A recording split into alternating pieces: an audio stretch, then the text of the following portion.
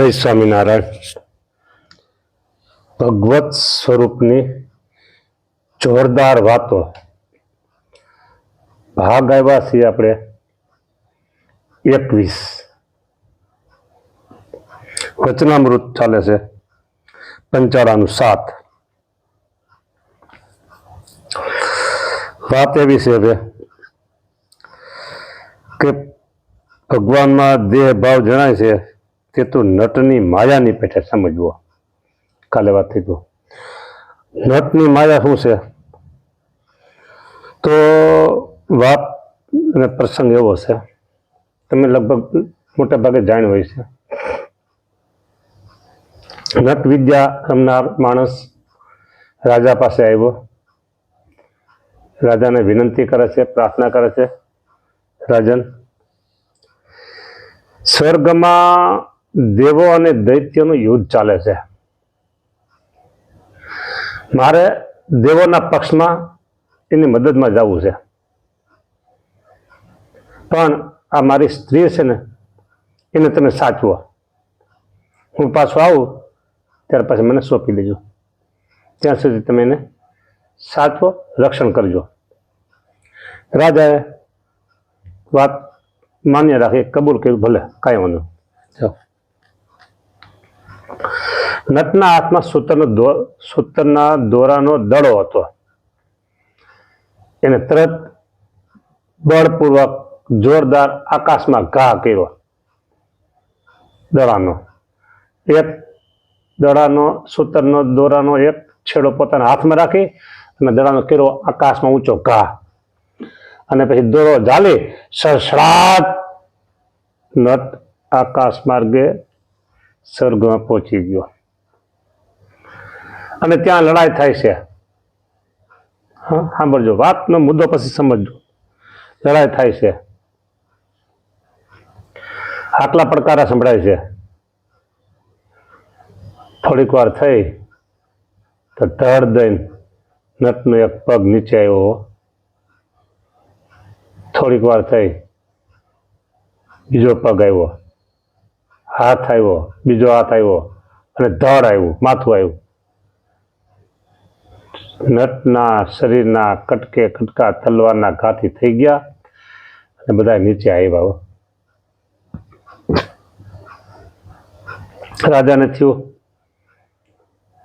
આ તો બહુ ખોટું થયું. જે થયું તે નટની સ્ત્રી પણ આ બધું જોવે છે કે મારો પતિ મૃત્યુ પામ્યા, પરાજિત છે, મૃત્યુ પામ્યા છે. પછી રાજાએ તો લાકડા મગાવ્યા અને નટના શરીરના ટુકડા બધા ભેળા કર્યા અને એનો અગ્નિ સંસ્કાર કરે છે. નટની સ્ત્રી કહે છે, હવે મારા પતિ મૃત્યુ પામ્યા, પછી મારે જીવન શું કરવું છે, હું પણ સતી થઈ જાઉં. રાજાએ સંમતિ આપી, કાંઈ વાંધો નહીં. એ ચિતામાં નટની સ્ત્રી પડી અને બળી મળી. અહીંયા વિધિ બધો પૂરો થઈ ગયો. થોડીક વાર થઈ ત્યાં નટ છડછડાટ સૂતરનો દોરો ઝાલી નીચે ઉતર્યો. લોકો જોનારા આશ્ચર્ય પામી ગયા અને નટ બોલે છે, મહારાજા, દેવોનો વિજય થયો, દેવોનો વિજય થયો, દેવોનો વિજય થયો, આનંદ મંગલ. હવે આ નટ સામે ઉભો રહી અને આમ કહે છે કે દેવોનો વિજય થયો, આનંદ મંગલ, અને થોડી વાર પહેલા નટના શરીરના ટુકડા આવ્યા, બાળી દીધા, ની સ્ત્રી બળી ગઈ. રાજા મૂંઝાણા, પ્રજા બધી જોઈ રહી. આ શું છે, સ્વપ્ન છે કે શું છે?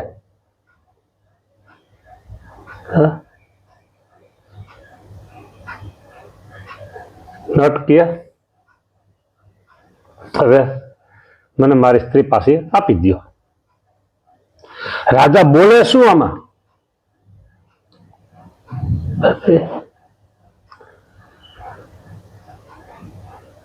રાજા કે ભાઈ આવું થયું તું ને આમ અહીંયા ટુકડા આવ્યા હતા મેં તો આમ બધું કર્યું. રાજા તમે આ થઈને મહારાજા રાજા મહારાજા તમે કે આમ ખોટું બોલો.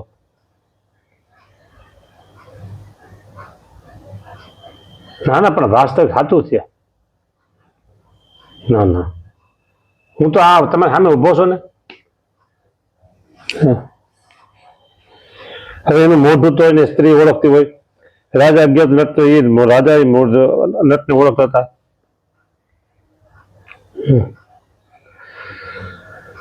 હથિયાર લઈને નટ ગયો તો એના હથિયાર એના કેડમાં ખુશાતા તલવાર ને બધું સામે ઉભો છે. રાજન મારી ગરીબ માણસ સ્ત્રીને તમે ઓળવી ન લ્યો.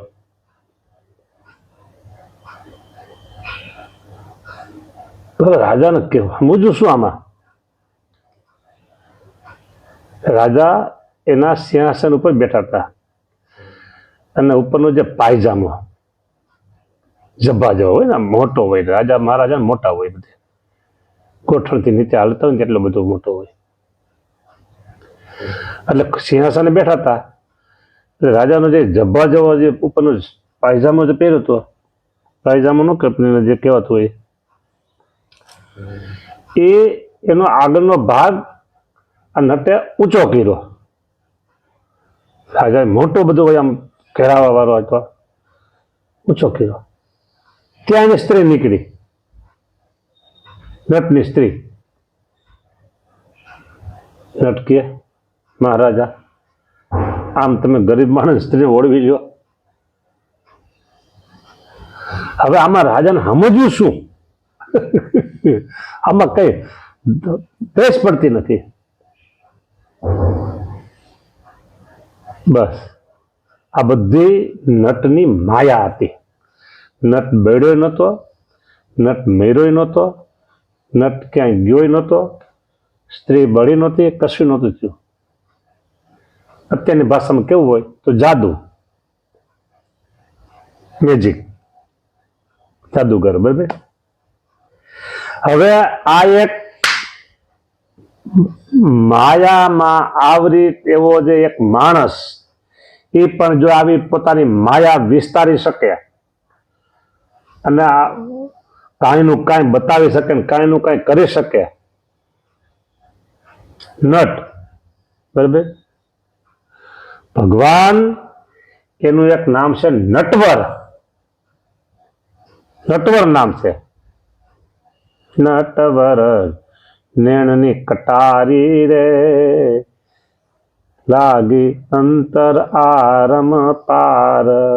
નેણ કટારી નટવર લાગી. કટારી એટલે એક તલવારનો પ્રકાર, બરછીનો પ્રકાર.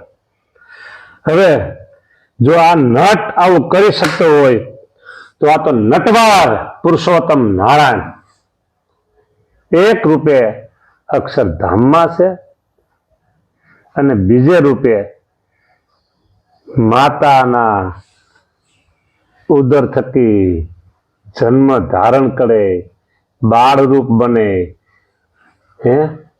પૌગંડ અવસ્થા, કિશોર અવસ્થા, યુવા અવસ્થા. બરાબર. હવે અજ્ઞાની લોકો છે ને અવજાનંતી માં મૂઢા માનું સિમતનું માં છે. અજ્ઞાની લોકો એને આ કઈ સમજાતું નથી. અને જ્ઞાની લોકો છે ને એ સમજે છે કે હવે નાશ થઈ ગયા એને જાણ્યું. અને જે જ્ઞાની હતા તેને તેમ જાણ્યું છે અહીંથી અંતર્ધ્યાન થઈ ને બીજે ઠેકાણે જણાના છે. ભગવાન અખંડ છે ને છે. એટલે એમ કહીએ કેવું હોય તો કહીએ આ થોડુંક ઊંચું જ્ઞાન છે એમ કેવું હોય તો કહી દે ભાઈ, કહી શકાય કે ભગવાન આવતા નથી, જાતા નથી. ભગવાનને આવવાનું નથી, ભગવાનને જવાનું નથી. ભગવાન જન્મતા થકા અજન્મા છે. જન્મતા થકા અજન્મા છે. જન્મ કર્મ ચમે દિવ્યમ એવો વ્યક્તિ જન્મતા થકા પણ અજન્મા છે. એ વાત થઈ. બીજી વાત, ભગવાન સ્વામિનારાયણ અંતર્ધ્યાન થયા ગઢપુરમાં. ભગવાનના અંતિમ સંસ્કાર થાય છે લક્ષ્મીવાડીએ. મહારાજના અનાદિ મુક્ત એવા દાદા ખાચર, એને અત્યંત શોક થયો અને અનાદિ મુક્ત ગોપાળાનંદ સ્વામી તેમણે દાદા ખાચરને કીધું, બાપુ બેઠકે જાઓ, તમે રડો નહીં.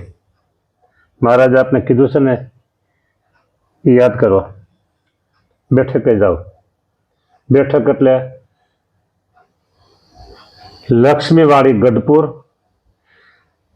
નિષ્કુળાનંદ સ્વામીએ ભક્ત ચિંતામણી ગ્રંથની રચના કરી એ જે ઓરડી, એની પાછળ એક આરસની મોટી છત્રી છે. છત્રી એટલે સમજો ને એવો ઓટો પાછળ ભાગ છે ગઢપુરમાં, લક્ષ્મીવાડીમાં ઓરડીની પાછળ. એને બેઠક થયા. મારે ત્યાં સભા ભરીને બિરાજમાન થતા અને ઘણા બધા વચનામૃત મારે ત્યાં બોલેલા છે. ત્યાં દાદા ખાચર ગયા તો મહારાજ ત્યાં સભા ભરીને બિરાજમાન છે. મારે કે લે દાદા આવો ને, ઓરા આવો ને, એમ કહી મહારાજે પોતાના ગળામાં પહેરેલો ગુલાબનો હાર દાદા ખાચરને પહેરાવ્યો. બરાબર, આ રીત છે બધી, એને કે ને મૂર્તિમત બધી વાતો. ને આજની ભાષામાં કહેવાય તો ફિઝિકલ. હવે એ હાર હમણાં સુધી હતો. દાદા ખાચરના દીકરા બાવા ખાચર અને અમરા ખાચર, એમાં કોની પાસે હતો એ મને યાદ નથી, પણ હાર હતો ખરો. એટલે એવું કહેવાય છે, સાચું ખોટું પછી ભગવાન જાણે. હું 100% વાત સાચી છે એમ કહેતો નથી, પણ એ હાર ન ભૂલું તો બાવા ખાચરના ભાગમાં આવ્યો હતો.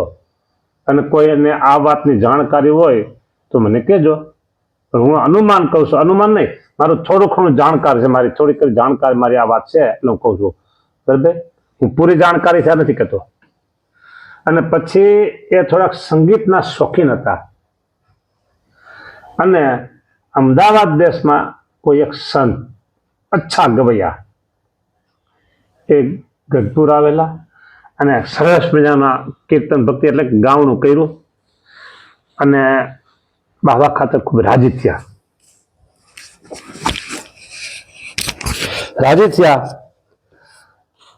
એટલે પેલા સ્વામીએ તક ઝડપી લીધી. બાપુ જો રાજી હો ને તો મને ઓલો જે પ્રસાદીનો હાર છે ને એ આપો. માગ્યો અથવા આપ બાવા ખાચરે આપ્યો, ગમે તે કાંઈ જે કાંઈ હોય છે સામેથી આપ્યો કે પછી માગ્યો જે હોય તે. પછી એ હાર એ સંતની પાસે અમદાવાદ પહોંચ્યો. પછી શું થયું એની ખબર નથી. આટલી મને થોડીક જાણકારી હતી, મેં તમને કીધી. એટલે મારે એ કહેવું છે કે મહારાજે અંતર્ધ્યાન થઈ ગયા પછી પણ આવી રીતે મનુષ્ય રૂપમાં આવી અને દાદા ખાચરને હાર પહેરાવ્યો અને હાર હતો. આટલું કેવું છે. જન્મતા થકા અજન્મા અને મૃત્યુ પામ્યા તો પણ પાછા છે. બરાબર, એટલે ભગવાનના સ્વરૂપમાં 24 તત્વ છે કે નથી એનો કોઈ ભાગ ત્યાગ કરવાનું આવતું નથી. ભગવાન તે ભગવાન, બસ બસ એટલું સમજવાનું. બરાબર, એટલે ભગવાનમાં આવા જો તત્વ આપણે સમજીએ, 24 તત્વની સમજીએ તો ભગવાન માઇક થયા. આ માઇક એટલે આપણા જેવા માણસ થયા. અને એમ કે ભગવાનના સ્વરૂપમાં તત્વ નથી એમ કહીએ તો ભગવાન નિરાકાર થાય. હવે સમજવું છું. એટલે ભગવાન તે ભગવાન, આ હા હા હા, એ કેવા દિવ્ય દર્શન આપે છે મને. બસ એમ જ સમજવાનું હો. સર્વોપરીને સદા સાકાર છે સહજાનંદ ભગવાન, જીવનનું મફત કરે કલ્યાણ. હા હા હા, આવી વાતું છે હો. બોલો, મફત એટલા માટે કહું છું કે તપરે તીર્થમાં હું કાંઈ ન જાણું, સહેજે સહેજે હું સુખડા માણું, સ્વામિનારાયણ સ્વામિનારાયણ સ્વામિનારાયણ, આટલામાં ભગવાન પોતાના ભક્તોને અક્ષરધામ આપી દે છે. બોલો હે. ઋષિકાળમાં હજારો વર્ષ પહેલા જંગલમાં જઈને સાધકો તપશ્ચર્યા કરતા હતા હો. એ તપશ્ચર્યા આપણા ભાગમાં નથી. આપણે તો હા હા હા હા હા, સમજી ગયા ને? પટાકા ટપાકામાં સમજી ગયા ને? હે હા હા, બે હાથમાં લાડવા. ઓહો હો હો. જો મેં જુઓ ને તો હું તો એમ કહી શકું, નિશંકપણે કહી શકું કે સ્વામિનારાયણ ભગવાનનો જેને આશરો થયો છે, એ સ્વરૂપની જેને ઓળખાણ થઈ છે ને, એને તો વર્ષમાં દાડી દિવાળી 360 દિવસ હોય ને, 60 જે હોય તે બરાબર, એટલી દિવાળી અને આહા, દિવાળી જેવો આનંદ હો ભગવાનના ભક્તોને. એવો આવા ભગવાન મળ્યા નહીં હો. એટલે ભગવાન તે ભગવાન આ સમજવાનું. હવે આપણે જાય છીએ 22મા ભાગમાં. અહીંયા કથાને વિરામ. જય સ્વામિનારાયણ.